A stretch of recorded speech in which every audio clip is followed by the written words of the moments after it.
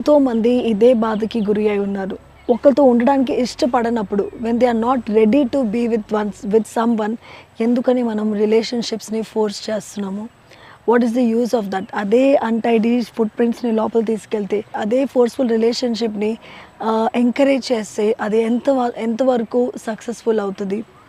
ఎవరైనా మనల్ని నిజంగానే ప్రేమిస్తే వాళ్ళు మనతో ఉండడానికి ఇష్టపడతారు. కానీ ఎవరైతే మనల్ని నిజంగా ప్రేమించలేదు, వాళ్ళు మనతో ఉండడానికి ఇష్టపడరు.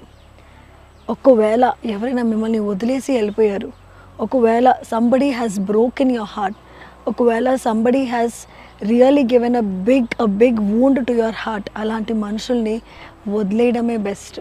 వాళ్ళ వెనకాల వెళ్ళి వాళ్ళని బెగ్ చేసి, వాళ్ళని రిక్వెస్ట్ చేసి, వాళ్ళకి ఇష్టం లేనప్పటికీ కూడా వాళ్ళని ఫోర్స్ చేసి మన జీవితంలో ఉంచడము అది ఎంత మాత్రము కరెక్ట్ కాదు. ఎందుకంటే బైబిల్ ఏమంటదంటే, ఫర్గెట్ ద ఫార్మర్